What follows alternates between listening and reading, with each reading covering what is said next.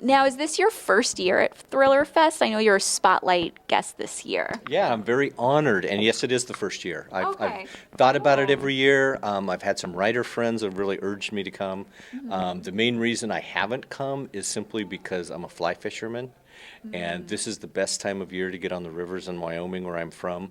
So I was very, very uh, I really resisted coming in the Right, middle so of it's the not a summer. good time for But you, yeah. it's a great event, and they made me a spotlight guest this year, and I've enjoyed it, and I'll come back. So tell us about your book series. I know you have a series and you have several standalones. Right. I have the Joe Pickett series. I'm probably best known for that. It's about a Wyoming game warden and his family, and it's a What mystery is a series. game warden? A game warden works for the state enforcing game and fish regulations. Oh, So okay. they're law enforcement, but they're out in the countryside. And in a state like Wyoming, where everyone hunts and fishes, a game warden kind of has an elevated status within the community. And they're very well armed. And they also get involved in a lot of things besides game and fish. They're not just arresting people for fishing without a license. They're involved in Right. murder investigations and chases and highway. But because I write a lot about outdoor issues, game warden's a great protagonist.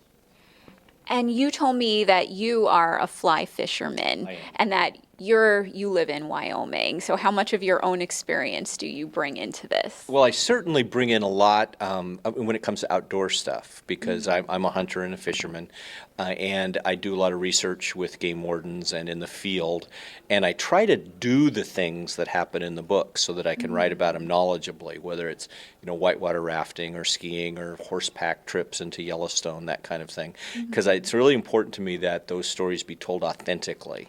Right, right. And tell us about your standalone books. There are 5 of those. The very first one, Blue Heaven, won the Edgar Award for Best Novel. And then the others have all taken place. They're a little darker than the Joe Pickett books, a little more twisted. And they generally take place outside of Wyoming. And I've had one called The Highway that came out that may be a TV series within the that's next year. exciting. And then the producer in charge of that is interested in some of the other books. Oh, neat. Now, how does it feel to be approached about turning one of your books into a series or a film? I used to get really excited about it, and now with some experience, I'm very jaded when it comes to that. Just recently, we pulled the plug on a potential Joe Pickett TV series because the producers involved, although despite assurances that they were going to stick to the books, almost immediately started adapting all the characters for whatever network they were pitching it to.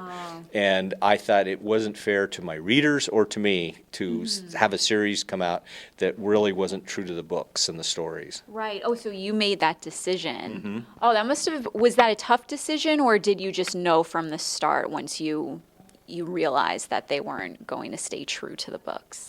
It was not a tough decision once we realized what they were doing, and it okay. resulted in my wife and I. We were watching 2 series at the time: Bosch, Michael Connelly's Bosch, and Diana Gabaldon's Outlander series, which both authors are very involved in and are very good and true to the Yeah. material. And I thought that's the way to do it, not the way I Right. was doing it, where I just turned it all over.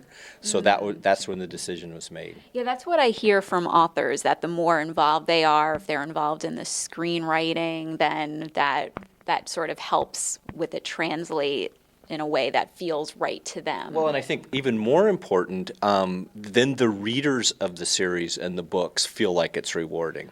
If they Right. start watching something they're familiar with and none of the stories conform, then I think they're disappointed. And what's been some of your favorite reactions from readers? Oh, geez. I think probably my series is different in that it's read almost 50-50 men and women, which is very unusual for either thrillers or mysteries. Yeah. And I think one of the things I find most rewarding is when I get emails from either older men or boys who almost always inevitably start it with, my wife made me read this book, or my mom made me read this book. And you find out that there are very dedicated male readers that maybe not be reading anything else. But because of the Right. outdoor aspect and some of the other things, Yeah, it yeah. appeals to them as well. Oh, Oh, very interesting.